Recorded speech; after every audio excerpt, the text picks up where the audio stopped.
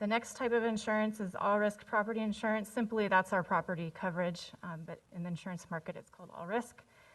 We annually purchase insurance to cover perils such as fire, vandalism, and wind damage to city buildings, contents, and vehicles. We also purchase separately earthquake coverage for the convention center. We also purchase excess property coverage for the Queen Mary. Currently, our deductible is $1.5 million per loss. And some of the main exclusions for this type of insurance, it does not cover any mold or communicable diseases as well.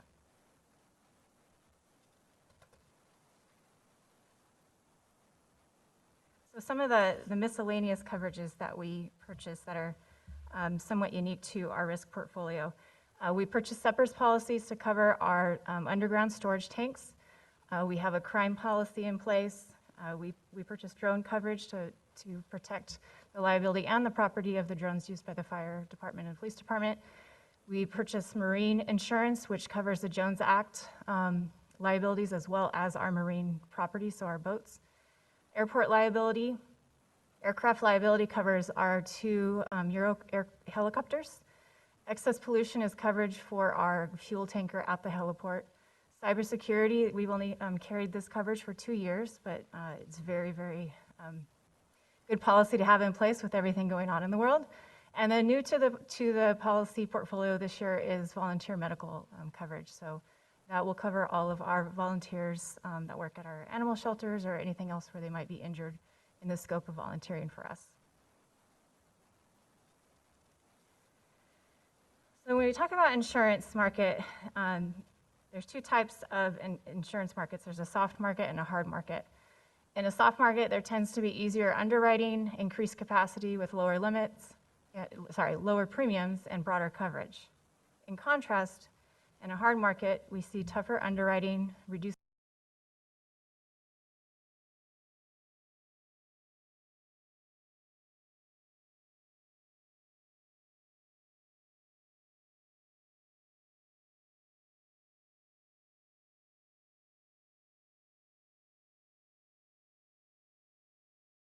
carriers have pulled out of public entity coverage altogether, specifically in California, and most carriers across the country are offering lower limits.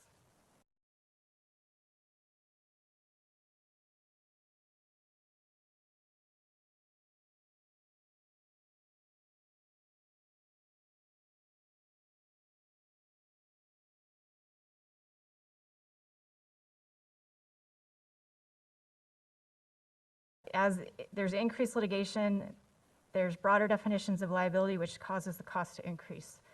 Some other challenges that we're facing in general liability is our police liability and road design. That's where we see the majority of our liability cases come through us. Our high loss history has caused our SIR and premiums to go up with this policy.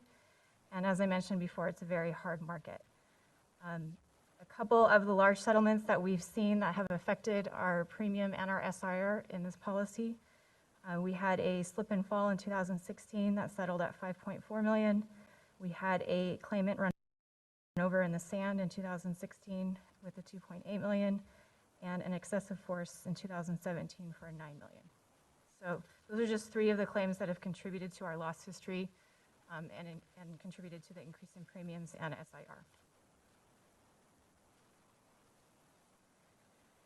So when looking at challenges for our all-risk property insurance, the increase in deductible is essentially requiring the city to self-insure its property losses up to $1.5 million, known as the burn layer, due to our historical losses, and I'll talk about a couple of those in a minute. Insurance will cover losses above the burn layer or more catastrophic type losses. Will continue to be a challenge if our loss ratio is not reduced over the next 3 to 5 years. And again, it continues the same as general liability. It's still a very hard market. So let me explain a couple of these things. Loss ratio, currently our loss ratio is at 173%. Insurance companies are a business, so they're in it to make money. When a loss ratio is over 100%, that means that they're paying out more money than they're taking in premiums. And obviously a favorable loss ratio would be below 100%. So when we see an increase in the loss ratio, we see directly an increase in the premiums and SIR.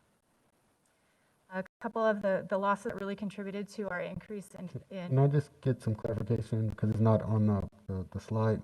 How much is our current loss ratio again? the average is 173%.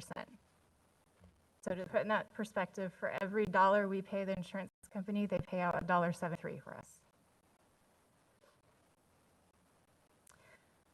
Some of the losses that contributed to the increase in the premium and deductible for this type of insurance, 2016-17, the storm damage that hit many of our facilities as well as our pier. We had a 1.1 and a 1.3 loss there. In 2018-19, fire station fire that totaled 1.2 million.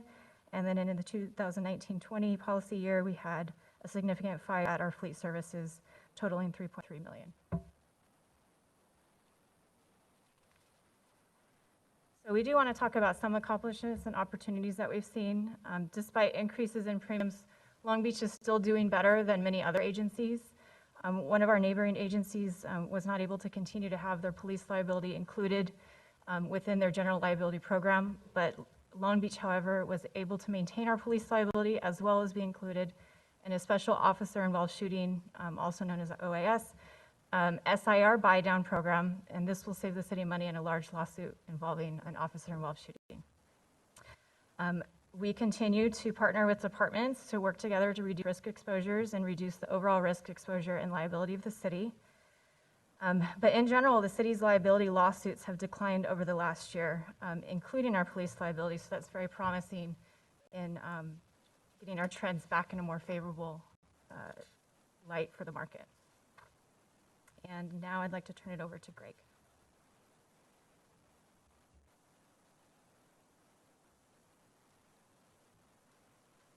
Good afternoon, Chair Austin and members of the Budget Oversight Committee.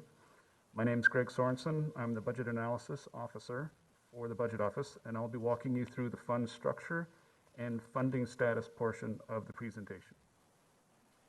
In our financial system, the city has an insurance fund group which accounts for all risk management activities. The two main funds in this group are the General Liability Fund and the Workers' Compensation Fund. The General Liability Fund accounts for city settlements, judgments, and defense costs. The Workers' Compensation Fund offers free health benefits and lost wage benefits to employees who have become injured or ill due to job-related duties. As a side note, currently, the city's auto and property insurance are part of the General Liability Fund, but these will be broken out into separate funds in the future for better tracking due to increasing deductibles and the need to better establish premiums. Next, we'll look at the revenue and funding sources for the funds. The main revenue sources for these funds are charges to departments based on a combination of loss experience and risk exposure. The city hires industry professionals who provide actuarial analysis and options for the city to determine the appropriate rates charged to departments. An actuary provides both the projection of losses for the upcoming year as well as funding options at different confidence levels. The confidence levels refers to how likely we are to cover the city's potential losses for a specific year. For example, a 60% confidence level means that 60 will have enough funds to cover cost of claims that are incurred in that year, and a 40% chance that the rates will not fully cover costs.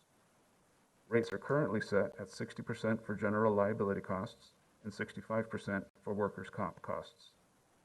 These funding projections become the basis for charges to departments. In any given year, the actual cash that is expended from the fund may be different from the funding collected due to timing of when claims and losses actually occur and when the settlements or judgments occur and cash is paid out. In general, any over or underfunding in a year will help inform adjustments to charges in future years with the intent that over time, the charges and costs will be balanced. The General Liability Fund is currently experiencing financial difficulties due to funding levels not covering actual costs. As mentioned earlier in the presentation, this fund has experienced higher than anticipated disbursements for settlements and judgments against the city, as well as higher insurance premiums and increased self-insured retention levels. For example, in fiscal year 19, There was nearly $30 million in payouts for settlements and judgments and other general insurance charges. This is compared to about $19 million in the previous year. These trends and associated increased costs are industry-wide and not unique to Long Beach. However, they have had a negative impact on the fund's financial status. The budgetary funds available for the General Liability Fund decreased from a positive $7 million at the end of fiscal year 18 to a negative $18 million at the end of fiscal year 20. This is a $25 million decrease in 2 years. In order to mitigate this issue, we have increased general liability rates for fiscal year 21. This is anticipated to halt the decline in reserves for FY21 and something we will be analyzing as we close out this year. We adjusted rates again for the upcoming FY22 budget year. These rates are projected to rebuild the status of the fund over time. These increased rates have a significant impact on the city's funds, especially with the general fund paying for 58% of the general liability costs. This resulted in a $6.8 million increase in general fund costs for fiscal year 22. And while this increase is very difficult for all of the funds, it's an important step to bringing back the general liability fund back to healthy financial status. So, in summary, the insurance market is currently very challenging. The city has experienced a sharp increase in claims and judgments, as well as property insurance costs. Large payouts for losses and increasing premiums have had an impact on the financial status of the General Liability Fund, and we are working to build back the fund to a reasonable level of cash and budgetary funds available. This has resulted in increased costs to the funds, especially the General Fund. As we move forward, risk management will continue to work with the departments to find opportunities to reduce risk and liability, and financial management will continue to monitor and report on the fund status. And this concludes our presentation, and we're available for any questions. Thank you very much for the very thorough presentation. I would just like to start off with a couple of questions. Going back to the loss ratio resulting into higher rates. I want to dig a little bit into that. And obviously, I need to get some thoughts on how we can better manage our risks so that we aren't paying out extra money from our general fund, resources from our general fund every year. But there are two primary funds, the General Liability Fund and the Workers' Compensation Fund.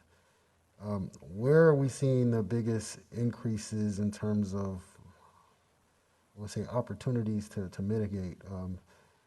That 173% increase, is it coming more from the Workers' Comp Fund or more from the General Liability Fund? Just want to get a big clearer picture on where our opportunities are. So each fund carries its own loss ratio. So the loss ratio I was referring to was the current loss ratio average for our property losses. So that takes into account all of the claims that we've filed over the last 5 years, whether it's a $57,000 claim or a $3.5 million claim. And then it averages out over the years as to how much we've paid the companies in premiums versus how much they've paid in losses. So we are over 100%, so they are losing money on us. We're not a good customer to them, per se. And so one of their tactics to try to help us reduce our losses, unfortunately, is to increase our deductible. So we saw an increase in our deductible to $1.5 million in hopes that it'll help us over time lower our loss ratio. But in the meantime, it's forcing us to self-insure those losses under $1.5 million. There are opportunities, though, which has a direct impact on the general fund. Is that correct? I believe so. Is that correct, Grace? Yes, it's not a one-for-one because we do distribute all of the costs in all of our funds for property, general liability, and workers' comp across all the city's fund. But for example, as Greg mentioned, for our general liability, it ends up being about a 58% hit to the general fund of total costs that we are trying to recoup in our departments. And so, yes, these costs do have an impact on the general fund, which was one of our key motivations of bringing this presentation to you all as well, since this is one of our significant deficit drivers in the general fund. I see. I mean, I think it's certainly an area that we need to focus a lot more. And I guess I'm trying to understand if this is a health and safety issue where we need to shore up our issues in terms of lost time reporting, and if that is, or if there are other factors that we don't see, that it may not be so clear in the other fund, the general liability fund. What is going on? What phenomena are happening that we can avoid and get these premiums down? I did want to also really quick just speak to the point about the mold not being insurable, right? Mold in buildings. And I know we had an experience with Fire Station 9, and that was a major factor in obviously preserving the safety and health for the firefighters, but basically red tagging that building. Essentially, it sounds like if mold is out of control in any of our public resources, it actually devalues that asset. Is that correct? Would that be a correct? I'm not sure if it would devalue the asset, but if mold is not brought to the attention quickly, and usually if there's a water intrusion issue, it can be identified quickly, but if it's ignored, that's when we end up with the mold problem. But if mold is addressed appropriately and abated and corrected, I don't see how it would depreciate the value of the property. If Okay, it's I guess left, I should rephrase that. Okay. So the mold is will be a direct responsibility. Any sort of abatement, any sort of cleanup, that would be a direct hit to the general fund because it's not insured. Is that correct? the abatement would be. But typically when we're looking at a water intrusion or water damage facility, let's say you had a flood and it came in and it damaged the carpets and the walls and all that. And we didn't notice it right away, and it took 5 or 7 days for us to notice it, and mold started to grow under the carpet and in the walls. The insurance is still going to cover the replacement of the carpet because they have to replace the carpet because it was wet. They're still going to cover the repair of the drywall and all the surrounding material because it was wet. What they're not going to cover is for us or for the company to scrub the mold off of the beams or off the carpet, the concrete or what have you. So it's not that the whole loss would not be covered, it's just that one portion. And so what the insurance does with the adjuster is they take and determine what percentage of it is related to the water and what is directly related to the mold. We see that in a lot of our losses, so we are able to separate it out to get the majority of the losses covered. I so much appreciate that clarification. I'm going to turn it over to now my colleagues if you have any questions. Councilmember Price.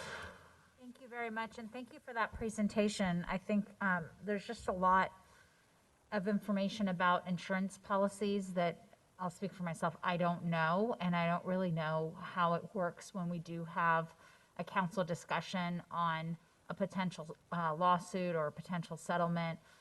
It's never really been very clear to me where that money comes from and what the impacts of those settlements are, so this is really fantastic. Just out of curiosity, is it the all-risk account that the incidents of, let's say, a tree falls onto someone's car and damages the car, is that the fund that would come from? That would come out of the general liability fund.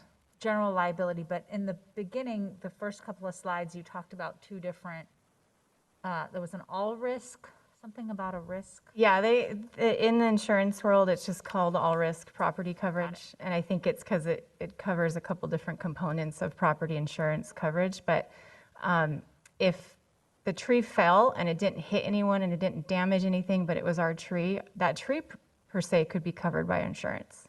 So we may be able to recover funds if that tree had to be damaged or removed. Got it. Or replaced? Or replaced. Okay. For the general liability fund, just so I understand, charges to the department. So does that mean that if we have, let's say, police department settlements, would that come out of the police department's budget? So, committee member, it it comes out of what we call our insurance fund, and I think that was part of the question you were asking. The insurance fund is made up of both the general liability fund and the workers' compensation. And so for the claims or lawsuits related to like police, it would be out of our general liability fund. And the way that we recoup money into the general liability fund in order to fund these payouts is through charges to departments. And the charges to departments are not directly one-for-one to the department that may have incurred the cost, but we do work with our actuary who looks at a combination of both experience and exposure and makes a projection of what the estimated claims to be incurred will be in the upcoming year. And that's how we project the charges to departments allocated out across the different funds in the city.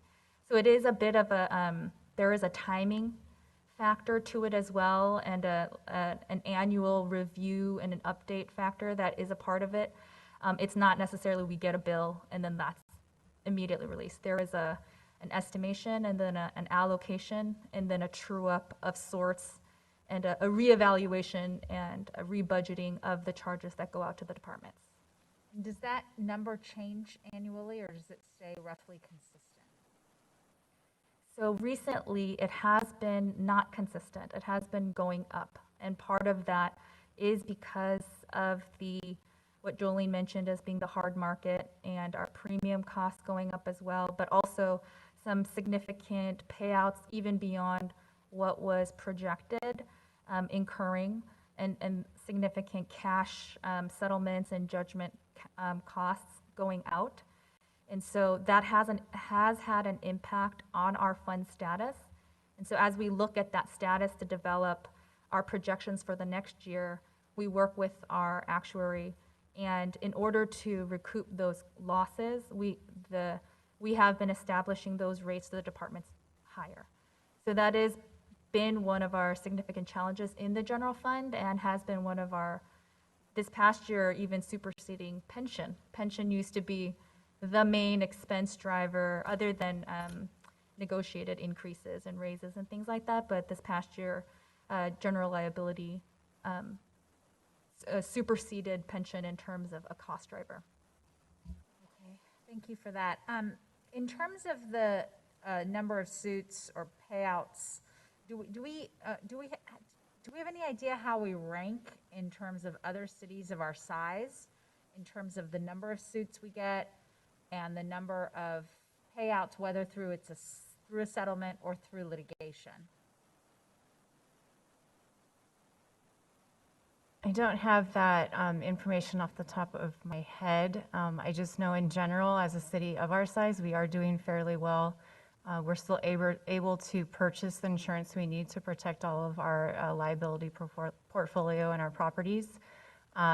We have improved in our policing efforts, so we've seen a decrease in that where other agencies are still struggling. So I think in general, for a city of our size, a full-service city, we're doing fairly well. We're just having to deal with a 10-year history of losses and a very hard market. And so combining that, we're just seeing the results. But if you'd like, I could check with our broker with their other clients to see if they have any more information. Yeah, I think that would be helpful for a couple of areas. We've had some lawsuits that have drawn media attention against the city in recent years, and also pretty much every time we settle or report out on a police lawsuit, or if there's a verdict, which is less common, I know, I'll speak for myself, I'll get emails from residents that will be very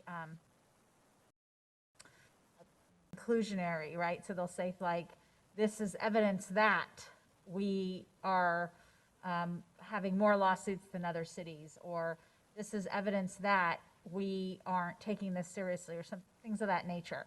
And I just don't, I'm curious what correlation can be drawn in terms of, whether we as a society are more litigious today than perhaps a decade or two ago, and whether that's resulted in more lawsuits regionally, statewide, nationally, or whether Long Beach has more or less than other cities of its size. So I'm just wondering if there's any sort of data that you can provide for us that would give us a sense of, do we get sued more? Do we pay out more?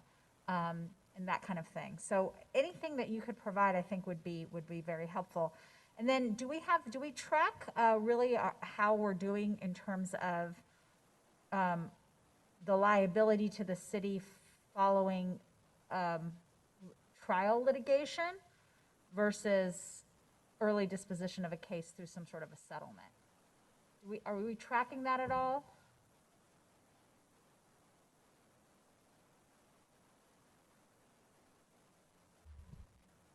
I can check with litigation to see if we have those numbers. Okay, that sounds good, because I know a lot of times we make a budgetary decision to settle cases because litigating them fully to trial can sometimes be a lot more expensive for the city.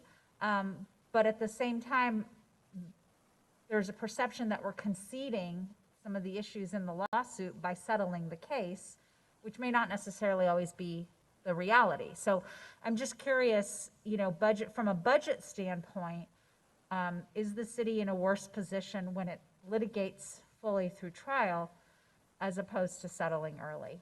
And I don't know if there's correlation data there, but I do know, even despite the legalese language that's included in most settlements, there's a perception that a settlement means there's concessions that maybe aren't necessarily there. So any sort of follow-up information on either of those two items would be very helpful. Thank you.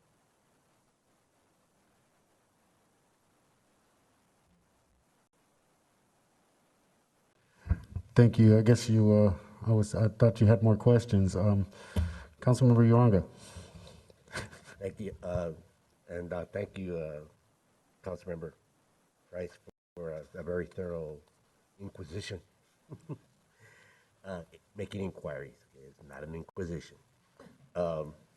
Basically, back when I was also working for the city, we had an Office of Risk Management, and we had risk managers that were in certain departments. Is that still in operation? Do we have risk managers for departments?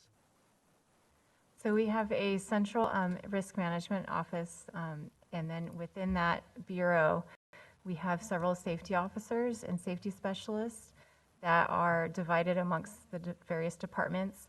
And some departments, such as energy resources, water, and the harbor department, have their own embedded safety officers within the department. So although they're not risk managers, they work very closely with myself and my team so that we are all on the same strategic plan to try to minimize the risk throughout the city. Yeah, I see that many of the claims are workers' comp type of claims. It's a very high portion of our insurance costs. So I'm just wondering if these risk managers provide any kind of safety training or workshops or any kind of information to employees on how to perform their jobs more safely than perhaps they are doing right now, like how to pick up a box, as an example, Yes. minimize back injuries and those type of things. We provide numerous required trainings to employees that are mandated by CalOSHA, one of which is what you're mentioning, the body mechanics type training. They work very closely with the department AOs as well as the management to identify what the training needs are within the departments, and then they coordinate and provide the training with employees. They also participate with the employee committees to make sure that if there's any concerns within the employees, that it's brought to the safety professionals' attention. And then they also investigate all accidents to make sure corrective action items are identified to prevent the same or similar incident from happening again. So there's various avenues that they use. They work together as a team and individually within the departments. And we're always striving to try to reduce risk and injury in particular. As I mentioned, over the last 10 years, although insurance for, or the cost for workers' comp has increased year over year because of the market, our actual injury rates have decreased over the last 10 years. So in theory, we're injuring less workers. It's just the injuries that we are are occurring are costing more. In regards to the current state of affairs, in regards to where we're at with workers' comp or general liability, do we have an assessment or an idea as to what we're looking at for the next year in regards to our insurance premiums, how much payouts, and those kinds of issues that we might be facing next year or the year after? It's hard to predict, but it will play into what our loss histories continue to look like. Do they stabilize? Do they decrease or increase? The market, whether it starts to soften or continues to be very hard and challenging. On average, our broker is telling us to plan for a 30 to 50% increase year over year. This year, I believe we saw in total an average of roughly 39% across all policies. So it really, there's a lot of factors that play into it, so we can't just pinpoint this is what it's going to be. I saw also that we had a little discussion as an example of trees falling. If a tree falls in the forest, did it really fall? In regards to an injury, or say a property injures a car or whatever, or somebody falls on somebody. I know we had an incident like that a few years back at Bixby Park. I think there was a branch that fell on some kids. Did we cover that on that particular incident? I don't know off the top of my head that particular loss, but we do cover similar, those type of losses as long as. On slide number 10, you have the general liability and those categories there. You put police liability and road design. Have we had many individuals come and sue the city for, say, not repairing a pothole or some kind of other obstruction to the road that somebody might have damaged their vehicle? We do Or see. somebody falling in the street because of a pothole? The city does see claims filed against the city for those. It just depends on the severity and the nature of the claim as to whether or not it's accepted or paid out. That would be, I think, more of a specific question for the city attorney's office.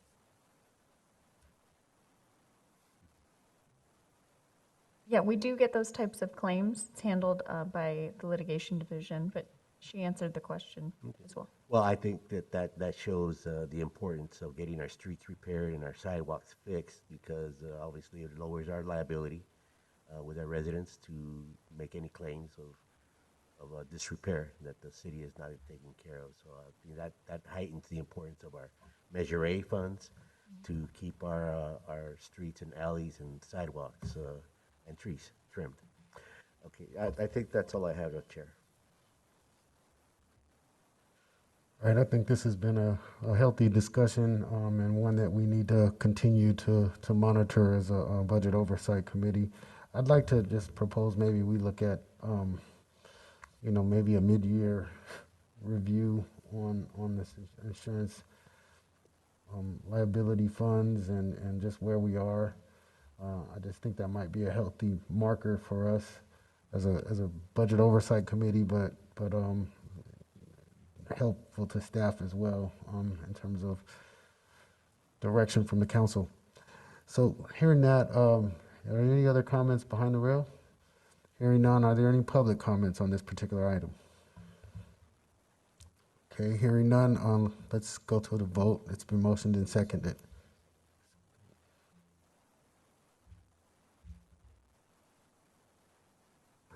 Motion carries. Wonderful. I'd like to go a little bit out of order. I'd like to take item number 4 next.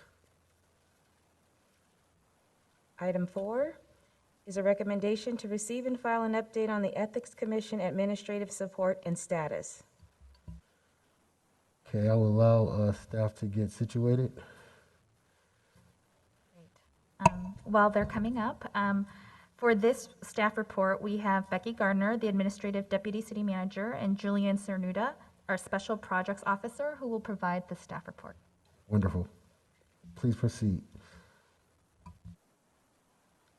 Good afternoon, Chair Austin and members of the Budget Oversight Committee. Thank you for the opportunity to provide a brief overview of the Ethics Commission's accomplishments and funding needs for FY22. Julian will kick us off with the presentation. Thank you, Becky. So first to begin, we want to provide you with a quick recap of how the Ethics Commission was created. In 2018, voters approved Measure CCC, which established the commission. The mayor then appointed 2 representatives to represent the local civics organization with a demonstrated history of involvement in local governance. The city auditor's office also had a role and appointed 2 commissioners to represent the areas of public policy, public law, governmental ethics or open government, campaign finance, or expertise in auditing of compliance with ethics laws, or also any experience with technology as it relates to open government. And then the 3 additional commissioners were then appointed by the 4 previously seated commissioners. The second big bullet you see there is an overview of the duties and responsibilities of the commission as prescribed in the charter. So as you can see, the responsibilities really revolve around supporting charter provisions, providing recommendations to improve governmental ethics, and that's to the council as well as staff, and then developing a robust ethics education program. So the next thing that we want to present to you is the work that the commission has been doing and which is ingrained in the action plan. On August 2020, the city auditor shared the city's ethics program performance audit with the Ethics Commission. After reviewing the audit report, the commission created an action plan by adopting the audit recommendations as commission deliverables. So in addition, I think it's also important to note that the recommendations provided by the city auditor's office have the full support of the city manager's office, and the city manager has agreed to move forward with the audit recommendations to see those recommendations into implementation phase. So a little bit more context for the action plan adopted by the commission. The deliverables were taken, or the recommendations from the audit report were taken and converted into 33 deliverables. Then those deliverables were slotted into a short, mid, and long-term timelines. And it was really important that this occurred because what it did is it provided the Ethics Commission basically a roadmap to address the deliverables in a timely manner. And then the other additional kind of categorization that was conducted by the commission is that the 33 deliverables were categorized into the 6 work streams that you see there on this slide. So the next step we want to do is cover with you the work that has been completed by the commission. So it's important to know that the commission, is a fairly new commission. As you saw earlier, it was established in 2018. And just like, many other bodies, there was experience delayed as in regards to COVID-19. Yet despite these kind of delays and the newly kind of seated commissioners, they were able to really complete really important duties. So the first thing they did is that the 4 initial commissioners, as covered earlier, appointed the 3 additional commissioners. And they also successfully fulfilled the important role in the selection process of commissioners for the Independent Redistricting Commission that is underway today. And just, this did involve the review of 353 qualified applications. So they, each of the commissioners, did review a significant number of applications, and then from there created a sub-pool of applicants from which the chair could randomly select the first 9 independent redistricting commissioners.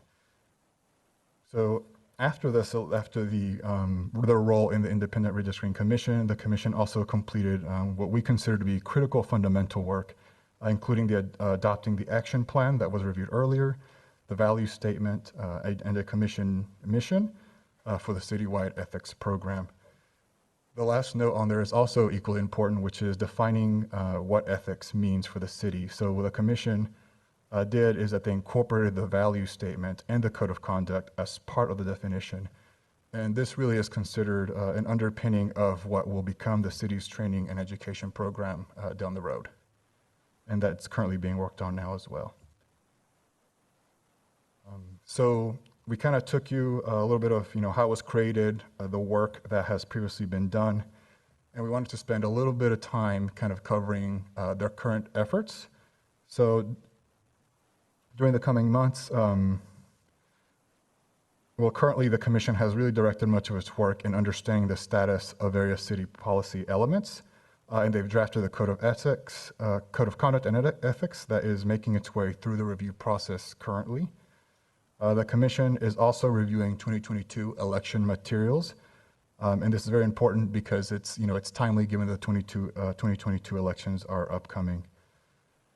And then the last note is the commission is also, along with staff, is engaging in what we consider to be ongoing work. So, it is important to note that the city, we're not really starting from scratch. We do have core fundamental policies of good governance and ethics. One of the things that staff has learned in collaborating with the commission is that there, is area for improvements, particularly along the lines of providing policy and materials and ensuring that they are accessible to staff and the public for review. So this is an area where the commission has made recommendations to staff for review and to consider. One really cool example of this is that the city clerk's office is worked to centralize the Fair Political Practices Commission filings and resources available to the public and to staff. And they've done this by creating a hub on their website for employees and members of the public to really access the information. And before, the public kind of had to do some additional digging, but now it's a lot more accessible and made public to the public. So kind of a peek at what lies ahead for the commission here. During the coming months, it's anticipated that the commission will focus on reviewing existing ethics resources and provide recommendations similarly to what they've done in their current work. The commission will also focus on reviewing existing policies and recommending changes if any result from that. And this work really is expected to take them through the remainder of the year into early next year as well. So it's important to note too, with this kind of significant work that the commission is kind of conducting, that these involve changes to policy or potentially even creating new policy. This does initiate the city's policymaking process, which involves, it could include citywide departmental reviews, even a meet and confer process before this is adopted. So this is to say that, this is very important work, and it will take time, but it is certainly work that is needed so that existing materials and policies are reviewed so they can be strengthened.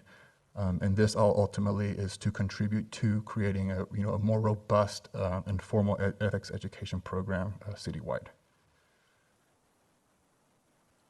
So the next thing we wanted to highlight as well is, it is a new commission, but we're already understanding that supporting this commission does require a citywide collaboration.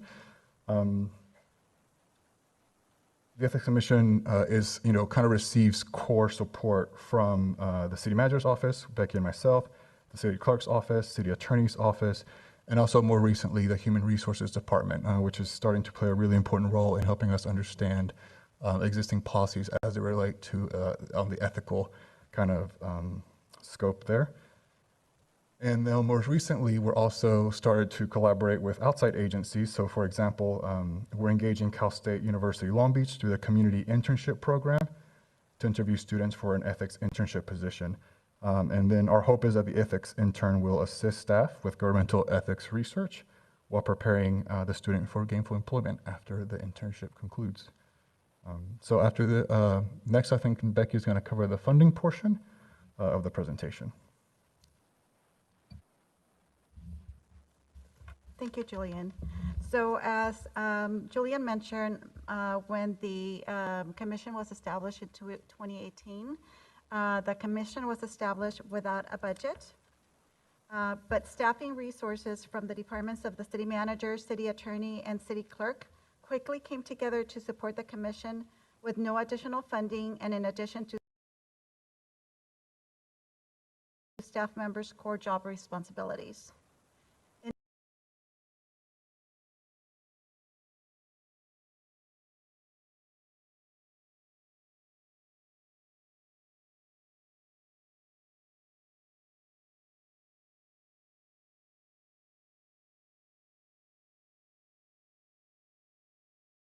take this opportunity to acknowledge the Commission's FY22 budget request to the City Council for additional staff support. For illustrative purposes, the Commission's budget request, a total of up to 3 FTEs, is outlined on this slide, for an approximate total of just over $600,000. This is in addition to the 1 FTE that was approved in FY21. This option is costly and requires City Council to find some other structural offsets, which I know will be difficult. Today, I and the Commission, and I want to acknowledge the Chair and Vice Chair who are here in the audience, want to thank you for making the critical investment in FY21 of adding 1 FTE to support the important work of the Commission, which was only one of a handful of investments made in FY21. This is while at the same time addressing the city's largest budget shortfall in recent history, a budget that was balanced using both structural and one-time solutions, including use of reserves, budget cuts, and salary savings from employee furloughs. Fortunately for the FY22 budget, Fortunately, the proposed FY22 budget maintains services at the FY21 levels thanks to the one-time investments from federal and state funds. However, FY23 is projecting a $36 million deficit. So in conclusion, and taking into consideration the city's fiscal situation, I respectfully request that the $35,000 in salary savings achieved from underfilling the FY21 budgeted position be carried over to FY22 to help support the Commission's work. This concludes our report, and we stand ready to answer any questions. Okay, thank you so much. First of all, let me just say that I think it's critically important that our city have this ethics commission and support it and make sure that we provide the resources to ensure that this is successful. It is as important as anything that we are doing in the city, because this ethics commission was put into place and supported by the voters to bolster and improve public trust in our system of government here. Everything that we do requires and should have a check and some level of oversight. And I'm glad that with this measure was passed, Measure CCC was passed in 2018. We had I think, pretty solid implementation process. Our commission is made up of extremely qualified individuals who have great reputations, but are also committed to ethics. They've gotten immediately to work. You've heard about the action plans and the value statements and code of conduct that will be coming forward. That's real work that I want to recognize.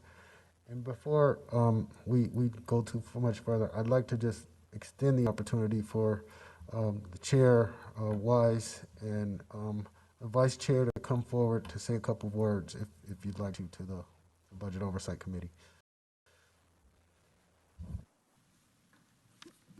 Thank you very much, Chair Austin and members of the committee. I know that you're under a time deadline, so I'll try to be brief, but we really do need your assistance in bringing attention to the issue of ethics. And I think more mention of ethics in every way that can be done is essential, including in the budget. The audit that the city received that was referred to recognized 15 deficiencies that we have, and the commission is devoted to trying to solve those problems and come up with a plan to do it. Basically, it calls for centralization. We need to have an ethics guru in our city, on our staff.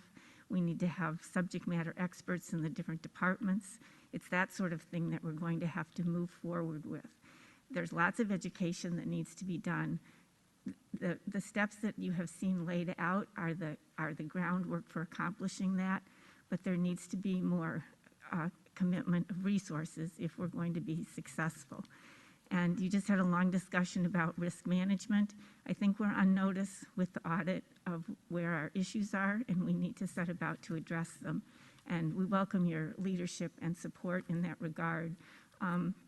Vice Chair Margot Morales is with me, and we're happy to answer any questions that you may have for us, or talk to you at any time about the work that we're doing and the concerns that you may have and want to bring to our attention. Did you want to add anything, Margot? I just want to echo what Chair Weiss has said and say, I know you haven't seen much out of us other than the appointment of our 3 remaining commissioners and the redistricting commission, which was essential work. But we have really, since we started doing groundwork in January, been producing a lot of documents and information that you're going to start seeing out of us come December. But as Chair Weiss said, we believe that in order for there to be public trust in the organization and employee trust in the organization, it requires some type of ethics guru, not just staff to support us. As Councilman Austin said, we have got some great expertise. 3 of the people on our commission are ethics and compliance officers in their daytime job. We have attorneys, we have civic engagement. So we have got a brain trust that we are willing to share our knowledge to make sure that the citizens and the employees trust that what's happening in the city is ethical and in the best interest of the city and not an individual. Thank you for your time. Okay, I just want to also, before I turn it over to Councilmember, our Vice Chair, Uranga, I wanted to get clear on what the budget request actually is for on ethics. Is it to fund an additional position for an executive director and 2 FTEs to support the commission's work? I just want to be clear on what the request actually is, or is that? Yes, thank you for the question. So the request was for an executive director and half an FTE from each of the city clerk, city attorney, human resources, and technology and innovation departments.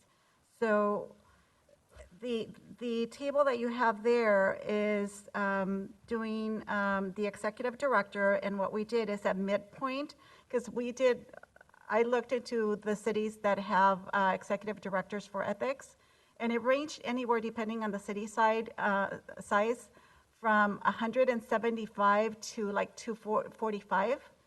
So this salary of 314 is a mid-range of salary of 210. And this is the fully loaded cost. Mm. And so that's the same for the other positions. I'm clear on that.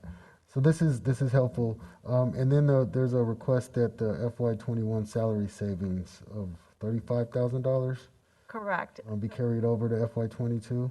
Right, so instead of filling the position to support the commission with an assistant to the city manager at the fully loaded cost of 180,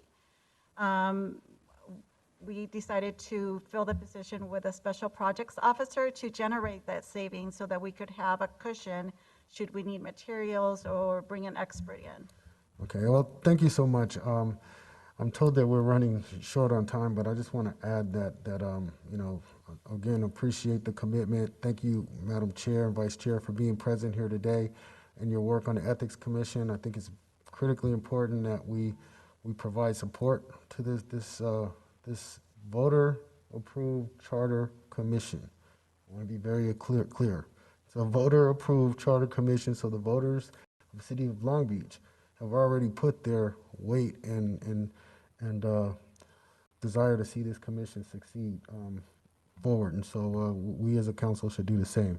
I'll turn it over to Councilmember Vice Chair Uranga. Thank you, Chair. I really don't have any questions. I just appreciate the presentation that's being made. One question I do have is, what are the terms of the commissioners? I mean, how long are they on their service? It's 4 years. 4 years? That's 7 people with that. Are they going to be staggered? I'm not sure we're not going to be replacing all 7 every 4 years, are we? You haven't thought about that yet, have you? Or have you? Go ahead. Okay, well, The two that were appointed by the mayor and the two that were appointed by the auditor were appointed for 2-year terms and are eligible now for an additional 4-year term. The 3 commissioners that were appointed by the commission were appointed for 4 years and are eligible to serve 2 4-year terms. So yes, the terms are staggered, and it depends on who appoints you or how you get in the position, how long you can serve, something like that. thank you for that clarification. That's Okay. correct. Hope that helps. Okay, thank you for the clarification.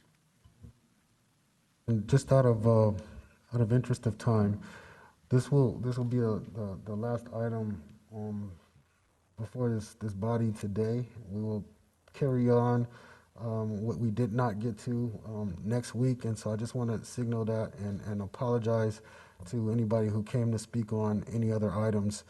But I'm told we have a closed session that we have to get to in order of business, and so I'll turn it over to Councilmember Price. No questions on this item. Thank you. I do want to thank everyone for the presentation and thank our commissioners for their service. Thank you. So is there any other public comment on this item, presentation? Hearing none, members, please cast your vote to receive and file.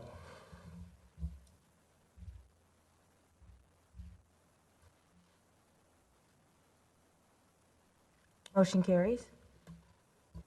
Okay, with that said, is there any other public comment on the Budget Oversight Committee? This is general public comment. Come forward, please.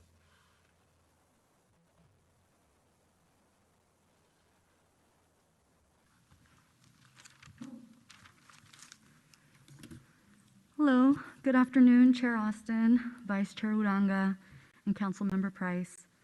My name is Joanna Diaz, and I am here on behalf of the People's Budget Coalition, a multi-generational, multiracial coalition that transcends districts and socioeconomic.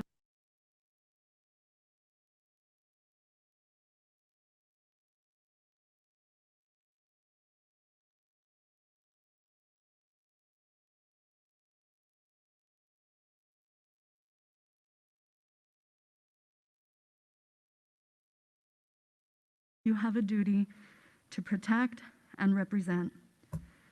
One of my colleagues in the faith community recently articulated something very powerful. Not only are budget documents, our budget's moral documents, they are a clear manifestation of where your city's heart lies. You invest in who and what you love. Spending 42% of the general fund, $262.1 million on policing, and a disturbing 1%, $5.8 million on health, especially in COVID era, is a misguided and poor attempt to address the systems of the historical and ongoing disinvestments of our most vulnerable communities. The People's Budget Coalition is here to clearly show you who your constituents love. We love our Black community. We love our aging community. We love our immigrant community. We love our youth and all of our residents and renters.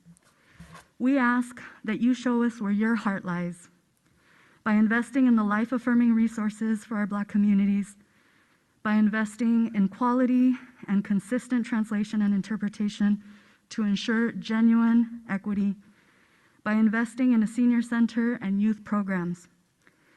I ask that you listen to the powerful and heartfelt voices and stories of your community this evening and divest in policing and reinvest in our communities by adopting the people's budget. Thank you. Thank you. Next. Good afternoon, council members. I'll keep it brief because I know there's community outside who's going to come in at 5, but I just really wanted to follow Joanne's comment and talked right now in this moment Can you state your specifically. name? Yeah, absolutely. Specifically about LAC. My name is Abraham Zavala. I'm with Long Beach Residents Empowered, community organizer with the organization. And today what I really wanted to speak to is three things about language access. The need for having in-house staff to provide translation for all the diverse communities that come to either, to make public comment or to go and reach out for a city service. Oftentimes there's not the language access that's needed. A lot of it's if it's on demand, then they'll receive it, right? Like if folks request it ahead of time, for example, public comment, it'll be here. But oftentimes communities already have it in their minds that it's not going to be there, right? And until we make it a practice where language justice is just basically in our everyday work as a city, the community is going to be disengaged, disheartened. And as a former U.S. history teacher, civic engagement is one of the most important things in our communities, and we're teaching our kids. So oftentimes when children have to translate for the parents, it shows how they're represented in their community, oftentimes not, right? With that said, I would just request to consider the letters I think we've all sent to your offices. You know the numbers. I'm not going to cover the numbers, but just the idea of having in-house translation as a constant support would, I think, be a game changer for folks who have a lot to say and can inform the city's practices. So thank you. Thank you for your comments. Is there any more public comment? Hearing none. Again, what we weren't able to get to in today's agenda, we will carry over until next week. I can assure you that we are not rushing as a Budget Oversight Committee. We are listening to thorough staff reports and equipping ourselves with information, as well as the public, to get to a budget that definitely reflects our values, but allows us to deliver the services that we are committed to doing as a city. With that, members, this meeting